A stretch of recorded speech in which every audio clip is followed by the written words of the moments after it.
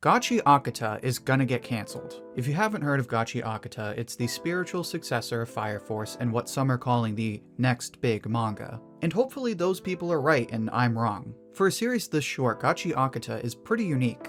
Its main character puts a nice spin on the more basic shonen protagonists, its power system is unlike anything that's out right now, and it's got character designs that I think are better than ones you'd find in Chainsaw Man and Kaiju number 8. But is it really worth reading? Is it really worth the time that could be spent reading other manga? Honestly, I don't think so. At least not yet. See, the problem with Gachiakuta is that everyone I've seen read it says the same thing. It didn't really click for them right away. Chapter 1 starts off by showing us the disparity in the world of Gachiakuta. The main character, Rudo, lives in the slums, and he's looked down on because he's the son of a murderer. At the end of the chapter, Rudo is framed for murder and exiled to the lightless chasm between the two worlds referred to as the Abyss. So this chapter does a solid job of getting you interested. It presents you with this black and white world, establishes Rudo's personality, and it gives you an incentive for investing in the story. If you continue reading, then you can see more of this bizarre abyss world and find out who framed Rudo and why. But here's my main concern about Chapter 1. Not once in this introduction did I mention Gachiakuta's power system. In most battle shonen, the reader is introduced to the power system right away. My Hero Academia shows you quirks, JJK shows you cursed energy, even Bleach shows you Ichigo getting his powers and fighting a hollow. It's important for a battle shonen to do this right away because if you're trying to sell people on fights, then you need to show them how your fights stand out. Why your fights are different from all of the other battle shonen that someone could be reading. Gachiakuta teases the power system, but it doesn't show you what you can expect its fights to look like and why they're so unique. So while I think the first chapter of Gachiakuta does a solid job of setting up the story, it probably loses 50% of potential readers who are looking for their favorite new battle shonen. Some people won't bother to read past the first chapter if it doesn't hook them right away.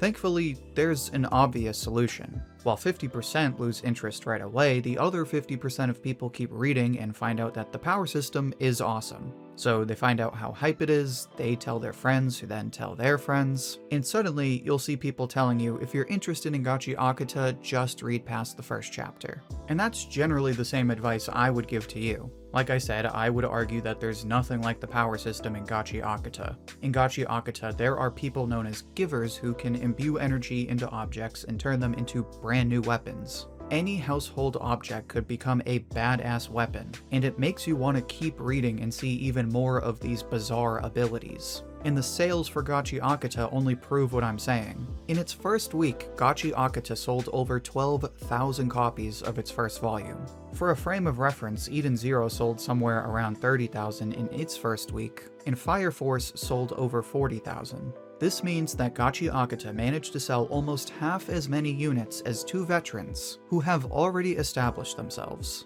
With a solid first chapter, a power system that hypes up the story, and the sales to back it up, there's a bunch of reasons to be excited about this manga's future. But if that's the case, how could I possibly think Gachiakuta is still gonna get cancelled? Well, before I answer that question, make sure to like the video if you've been enjoying it so far. It's the easiest way to support the channel, and it helps spread the video to other viewers like you. Now, there is a ton going for Gachiakuta, but remember what I said in the beginning. Despite all these strengths, some people still really don't feel hooked until later in the story. Before that, the story sorta just feels okay. The reason I find this so concerning is because this is exactly what happened to Red Hood and Phantom Seer. Both of them were hyped up as the next big manga. Both of them had crazy first chapters, and then nobody kept reading them. But maybe you disagree. Maybe you think what happened with those two has nothing to do with Gachiakuta. Like I said, if that is what you think, then I sincerely hope you are right. But before you convince yourself, just listen to the warning signs that people continue to overlook. Let's start with Red Hood. Red Hood was written by an assistant to Horikoshi, the creator of My Hero Academia. Like I said, great first chapter. It had this art style that can only be described as something out of an old children's book. It had a female lead that was thicker than the bowl of oatmeal I had for breakfast this morning, and it presented readers with this Bloodborne-like world of hunters unlike anything that was out at the time. But as Red Hood progressed, it slowly started to shoot itself in the foot. A great first chapter turned into a basic plot that was then followed by an equally basic tournament arc. and the initial intrigue was killed by complicated strategies and heavy dialogue. And the numbers show this. Red Hood only sold about 2,000 copies in its first week. So here's what we can take away as warning signs. Red Hood was created by someone who is not a proven veteran. It started with initial hype, but then quickly turned into a generic story. But you're probably thinking, Gachiakuta sold way more than Red Hood, so obviously there's no comparison. And yeah, you could say that, but you could have said something similar about Phantom Seer. Phantom Seer was written and drawn by two people, neither of which were proven veterans. You can find a few manga they created, but none of these manga ever took off. Now, the first chapter of Phantom Seer was awesome. It introduced a unique protagonist who, instead of being overly positive or ambitious, was strong yet had this whatever personality. Then, of course, there was his badass older sister, who, now that I look back, was kinda just the female Gojo. And it had a power system similar to JJK's that allowed for insane-looking monsters like this. This panel alone had people going crazy over this manga, and the sales prove that. Phantom Seer sold close to 15,000 copies in its first 2 weeks, and its sales only increased from there. But despite those sales, readers eventually lost interest. Despite the great art and cool abilities, the story consisted of a generic plot where the characters would find a villain, the villain would have some gimmick, and then they would beat the villain only to do the same thing again when they find a new villain. When you look at the takeaways from Phantom Seer, you start to see the same story as Red Hood. It was not created by proven veterans, it had a ton of initial hype, but quickly turned into another basic battle shonen. What you have to understand is that initial hype does not matter. If you cannot follow up, then people won't care anymore. It doesn't matter how well your sales are. People aren't going to follow a series if what they're currently reading doesn't match that initial hype. And that is why it doesn't necessarily matter how well Gachiakuta is selling. In fact, its sales have only been increasing. But like we saw with Phantom Seer, sales don't keep you hooked. So, let's look at Gachiakuta. Let's see if we can find these same warning signs and figure out whether it might get cancelled. Right off the bat, Gachiakuta's author, Kei Urana, is not a proven veteran. She worked for Okubo during Fire Force, but has only put out one-shots. Obviously, Gachiakuta has a great first chapter, and there's a ton of hype around it right now, just like with Red Hood and just like with Phantom Seer. So the only question left is, has the story followed through? Well, yes and no. Gachiakuta has done a great job of slowly showing readers its world and what they can expect fights to look like. While the first 20 or so chapters are basically just fights, those fights get more and more intense and slowly unveil more of the power system and its potential. That eventually leads you to this guy. His name is Jabber, and he easily has the coolest fight in Gachiakuta. Easily, like, no question. So from chapter 1 until here, Gachiakuta only gets better in the sense that it gets more intense. But as I'm sure you know, fights aren't great on their own. As I've said in previous videos, great fights need great characters.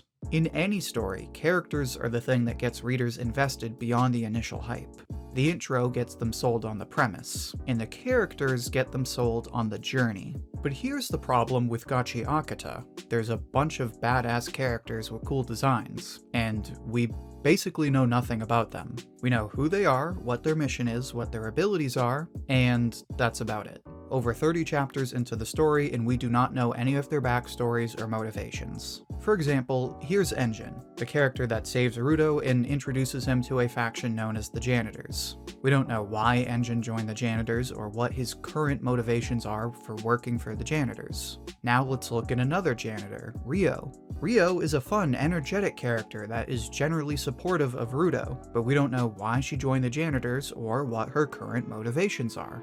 This is pretty much true for all of the characters aside from Rudo, possibly excluding the one janitor who fought Jabber. The reason this is a problem is because people invest in characters, not plots. Take Fairy Tail, for example. Despite its hit-or-miss plot, people love its characters. They read Fairy Tail to follow characters like Erza. Then you have Chainsaw Man. One volume in and you already know Power's backstory and what drives her character. And let me just be clear, it's not so much that you have to see the backstory. It's more that you're given an opportunity to emotionally invest in the character. Even a series like JJK that people claim is carried by fights. even it does this well. The characters have great chemistry in the beginning, making them feel like a real friend group. And by the time of chapter 30, we've already seen Junpei and Yuji at their most vulnerable, as well as Nanami's backstory. Gachiakuta just hasn't reached this level yet. Rudo's a unique protagonist, but he isn't nearly as developed as Yuji was by this time. The other characters are really cool, but their chemistry is okay at best. And I just don't find myself emotionally invested in anyone besides Rudo. So while I do think there's a ton going for Gachiakuta, like its power system, its unique protagonist, and its character designs, I still think it has the same warning signs as Red Hood and Phantom Seer. It isn't written by a veteran, meaning the people in charge won't be as willing to cut them some slack, and the quality of the story doesn't really match the hype around it. It has a solid first chapter, but doesn't show you the power system right away. And even after it does, it takes way too long to flesh out its characters. Now, fortunately, Red Hood and Phantom Seer are both Jump series, while Gachiakuta is in Weekly Shonen magazine, so whoever was in charge of those two series has no influence on this one. But still, when you look at what happened to them, when you look at the fact that the same thing is happening to Gachiakuta, and people are saying that it doesn't really hook them in like it should, I think this series is in serious trouble until it begins to flesh out the characters and build its story beyond the power system and cool fights. But like I said, there's always the chance that I'm wrong. So that's why I want to hear what you think. What do you think the future of Gachiakuta looks like? Share your thoughts and see what everyone else has to say down in the comments. I'll pick my favorite and share it as comment of the week on my community tab. And if you'd like another manga discussion like this one, then you have to check out my recent video on Undead Unluck and why I think you should read it. You can find it in the playlist linked right here. Until then, thank you for watching, and I hope to hear from you soon.